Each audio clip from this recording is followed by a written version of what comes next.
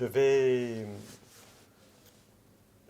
je vais commencer par évoquer deux expériences brièvement pour vous dire qui me permettent à moi d'orienter un peu la question. Première expérience, un jury de DNSEP l'année dernière, non, pas l'année dernière, l'année précédente, à Mulhouse, invité par Pierre Mercier, que vous avez interrogé, euh, se posait dans l'école de Strasbourg-Mulhouse le même type de questions que vous posez aujourd'hui, à savoir, est-ce que le mémoire, tel qu'il est exigé désormais, prescrit un format normalisé? Si j'en juge par les travaux qui étaient présentés par les étudiants à cette occasion, évidemment non. C'est-à-dire que les formats étaient extrêmement différents, l'usage des supports était variable, l'expression donnée par l'étudiant à son travail, la forme qu'il donnait aux propos tenus au sujet de ce travail, tout cela était extrêmement variable d'un individu à l'autre. Bon. Il reste que le mémoire était présenté en tant que tel. Euh,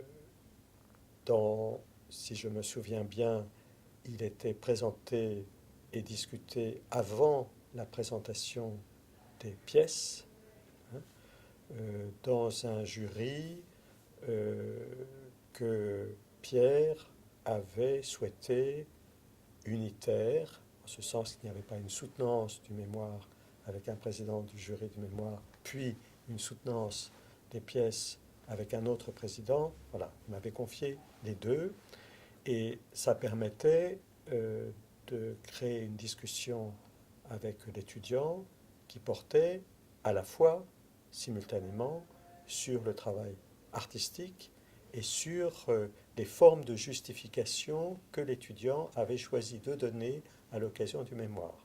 Hein. Donc, je pense que le mémoire a vocation, dans une école d'art, à instituer un rapport intelligent avec la production artistique elle-même. Il y a eu des mémoires qui étaient présentés comme des livrets, il y a des mémoires qui étaient présentés comme des cahiers, il y a eu des mémoires qui étaient présentés sous la forme de coffrets, avec des objets imprimés.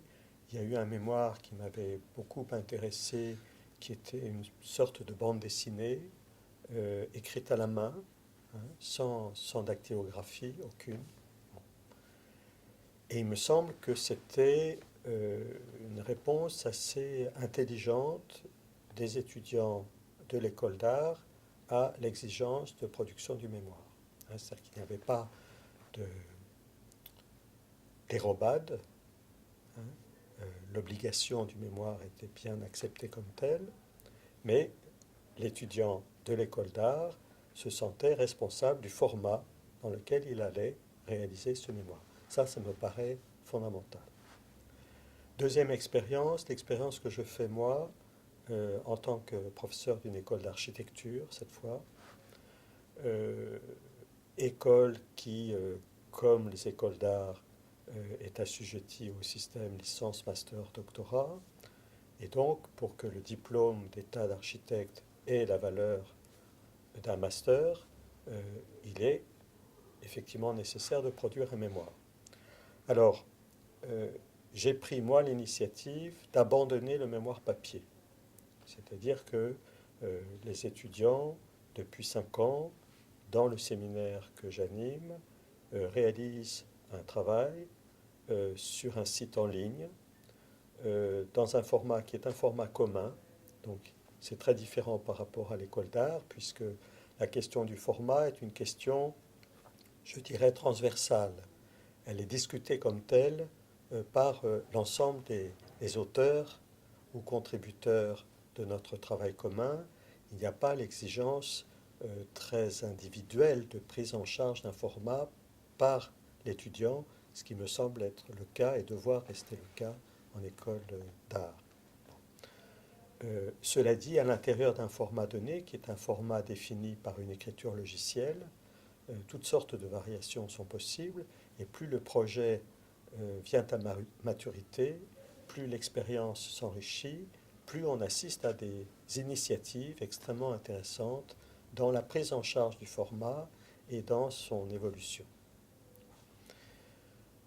J'ajouterai à ça que cette expérience-là, qui est discutée avec les étudiants, mais qui est discutée aussi entre collègues, nous a amené beaucoup à la fois à interroger le format, les formes d'énonciation de la pensée, en l'occurrence en architecture et en urbanisme, mais aussi peu à peu à considérer que la question du livre en général était une question de design. C'est-à-dire qu'il ne s'agit pas simplement de faire entrer une production intellectuelle, artistique ou architecturale dans un format donné, il s'agit de comprendre que la production textuelle relève nécessairement d'une interrogation sur les formats et sur les designs de ce format. Et ça, c'est très important. Je travaille avec un jeune chercheur qui s'intéresse à l'évolution des bibliothèques, au rôle de l'architecture, qui avait tendance à se placer dans l'hypothèse souvent évoquée d'une disparition du livre. Et très vite, on s'est arrêté. On a dit non, bien au contraire, le livre, en raison de sa signification dans l'histoire des civilisations, très peu de chances de disparaître. C'est une première chose. La deuxième chose, c'est que le livre est un objet. Et le livre fabrique toutes sortes d'objets. Et l'écrit relève d'une approche qui est celle du design. Et de ce point de vue, on sort de l'idée que ce qui serait écrit imposerait des formats conventionnels, normalisés, préétablis. Et les jeunes artistes que sont les élèves d'école d'art ont à engager leur responsabilité dans cette question-là. Donc, il ne s'agit pas de revendiquer, me semble-t-il, un écart par rapport à un format supposé normal ou obligatoire. Il s'agit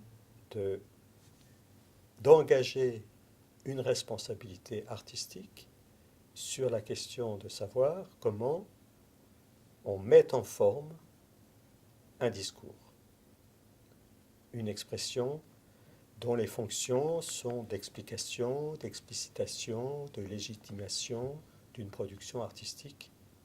Et ça, je pense que ça demeure, c'est la fonction du master et du mémoire de master.